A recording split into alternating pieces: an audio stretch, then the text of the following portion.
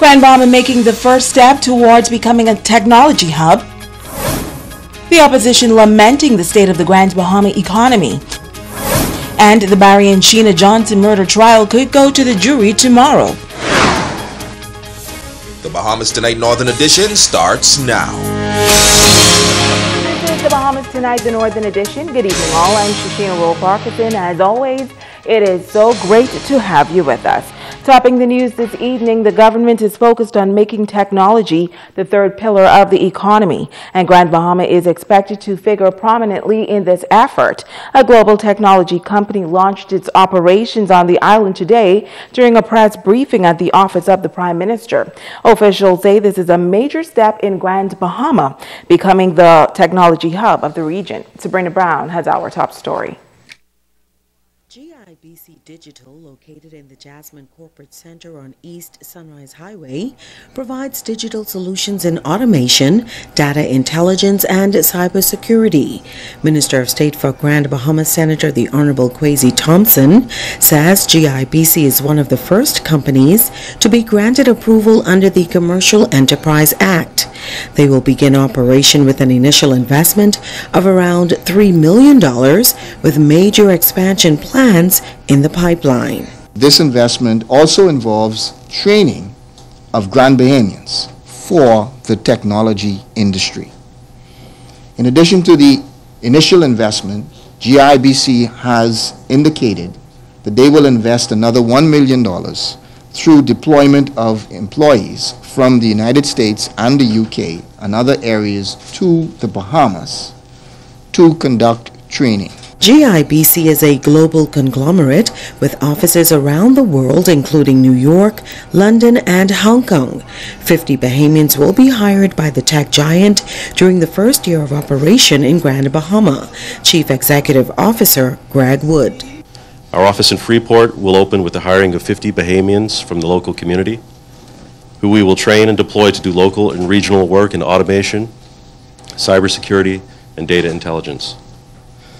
This skilled workforce will provide the foundation for Phase 2 of our project, creating a digital transformation training center, where companies will send their employees to learn the latest cyber, data intelligence, management, and automation. We intend to commit significant company resources to realize this vision. Phase 3 of our journey will culminate in the creation of a state-of-the-art data and artificial intelligence center here in Grand Bahama, run entirely by Bahamians, who will be responsible for everything from management to operations to delivery of our services. GIBC will invest some $50 million in the Grand Bahama economy by 2020 and will employ up to 150 Bahamians. President of the Grand Bahama Port Authority, Ian Roll, says the launch of GIBC is significant for the island. Both the government and the Grand Bahama Port Authority vision for this place is to increase the population in a very unique way.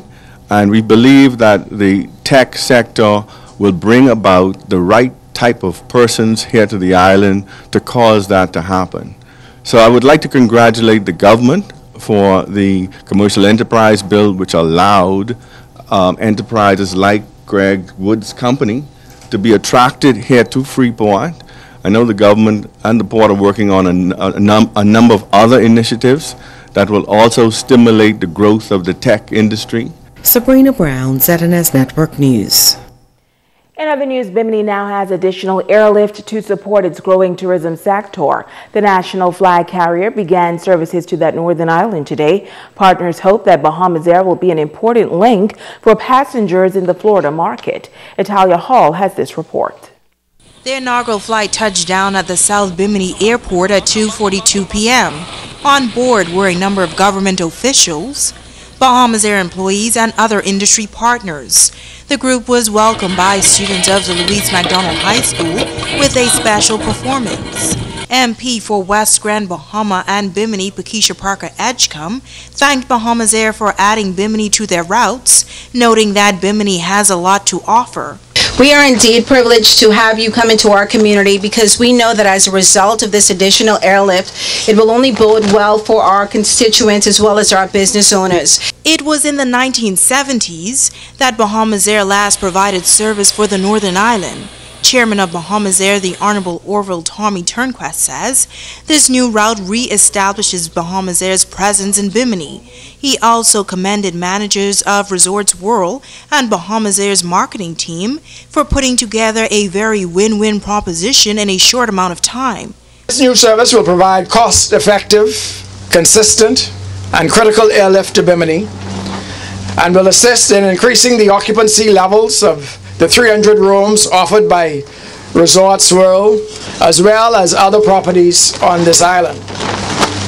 Additionally, it will provide the wider community with affordable, reliable, and I pledge today, excellent customer service into Miami International Airport. Giving the keynote address was the Minister of Transport and Local Government and Acting Minister of Tourism, the Honorable Frankie Campbell. He says this collaboration will help to reposition Bimini in the Florida market. As a fun, easy to get to, and exciting destination.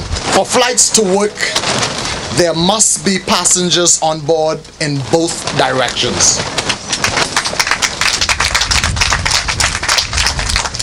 So Biminites, we encourage you to fully embrace this new service. Now Bahamas Air will use their 50-seater aircraft from Miami to Bimini 4 times a week. And overall, Bahamas Air officials say they are promising customers an excellent travel experience. Reporting in Bimini for ZNS Network News, I'm Natalia Hall. Meanwhile, the leadership of the opposition Progressive Liberal Party on Grand Bahama today to address issues related to the island's economy. The first stop, Port Lucaya, where they expressed concern about the status of the sale of the Grand Lucayan Resort. Leader of the Progressive Liberal Party, Philip Brave Davis, along with a delegation, including former Minister of Grand Bahama, Senator Michael Darville, and Party Chairman, Senator Fred Mitchell, touring the Port Lucaya property and speaking firsthand with straw vendors at the mega shopping complex. Davis says he has grave concerns when it comes to the economic health of Grand Bahama. He believes it requires the government's direct intervention, adding that it was something the PLP did while they were in power. We had a number of projects and initiatives that flowed from our Freeport Incentive Act that would have helped the economy of Grand Bahama. We don't know where that is yet, and I'll speak more about that later on tonight. We had an arrangement for the sale and revitalization of the Lucayan properties here. That is off, and all I think was required next was just to flip the switch. What is happening to that, God only knows. Davis shares why it was important to speak with the straw vendors during this trip. They tell me today that cruise ships are in, and then they asked me to look around to see if there are any ones from here. They said because what happens is that as the cruise ship docks, most of the tourists are taken to Taino Beach and to the straw market in Taino Beach. They never hardly come this way. They don't come this way at all.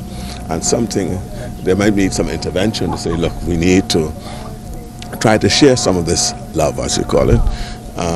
Bring some of the tourists here, let them see this marketplace as well, let them see this Lucayan center. And perhaps the owner of the center ought to make this more attractive in the context of being able to attract those cruise visitors. He says the closure of the casino is another challenge for the tourism sector. The casino, Lord knows what's happening with the casino. It's closed. We've been hearing from time to time it's going to be open. But at least if that is open, that is a low-hanging fruit, I think. Get the right people to operate and run it. That too could be an attraction, if only during the daytime when the cruise ships are here. Perhaps that attraction will bring them here, and no doubt to come and see the vendors here as well. He believes that the 5 members of parliament are failing to represent this island and their people. I don't know what's going on in their government. They have not paid much attention to Grand Bahama.